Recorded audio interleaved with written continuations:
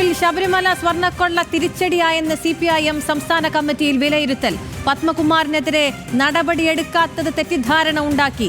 CPIM BJP deal എന്ന കോൺഗ്രസ് പ്രചാരണം സ്വാധീനിച്ചെന്നും വിലയിരുത്തൽ. വിവരങ്ങളുമായി അർജുൻ രാജാണ് ചേരുന്നത്. അർജുൻ, തദ്ദേശ തലങ്ങളിലെ പ്രശ്നങ്ങളാണ് പരാജയത്തിന് ഒരു കാരണം എന്ന വിലയിരുത്തലിൽ നേരത്തെ എത്തിയിരുന്നു. ഇപ്പോൾ സ്വർണ്ണക്കൊള്ള തിരിച്ചടിച്ചു എന്ന ഒരു വിലയിരുത്തലിലേക്ക് കടക്കുകയാണ് പാർട്ടി.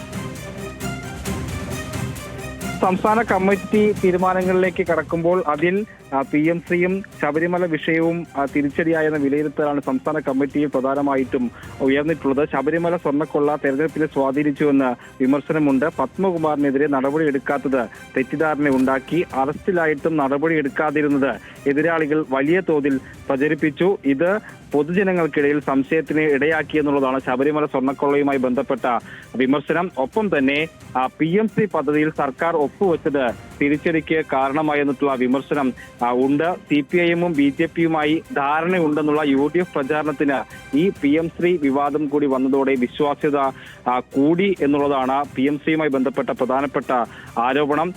ഈ CPM BJP ഡീൽ എന്നുള്ള ആരോപണത്തിന്റെ അത് വിശ്വാസ്യത ആളുകളിലേക്ക് ഉണ്ടാക്കിയതിന്റെ അടിസ്ഥാനം PMC പദ്ധതിയാണെന്ന് പറയുന്നു. ഒപ്പം തന്നെ തദ്ദേശ തെരഞ്ഞെടുപ്പിൽ പ്രവർത്തകർക്കും CPM നേതാക്കൾക്കും ആലസ്യമുണ്ടായി. അതിന് കാരണം സർക്കാർ ആനുകൂല്യങ്ങൾ പ്രഖ്യാപിച്ചതോടെ ജയം ഉറപ്പായി എന്നുള്ള വിലയിരുത്തൽ പ്രാദേശിക തലത്തിൽ വരെ ഉണ്ടായി. ഇത് പ്രവർത്തകരെ അലസരാക്കി.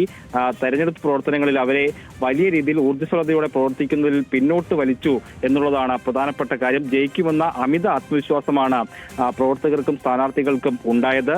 സ്ഥാനാർത്ഥി നിർണയത്തെ വരെ ഇത് ബാധിച്ചെന്നും CPIMന്റെ സംസ്ഥാന കമ്മിറ്റിയിൽ വിമർശനം ഉന്നയിക്കുന്നു. ശബരിമല സ്വർണ്ണക്കൊള്ളയും PMCയും തിരിച്ചടിയായെന്ന വിലയിരുത്തൽ CPIM സംസ്ഥാന കമ്മിറ്റിയിൽ നിന്ന് ഉയരുകയാണ്.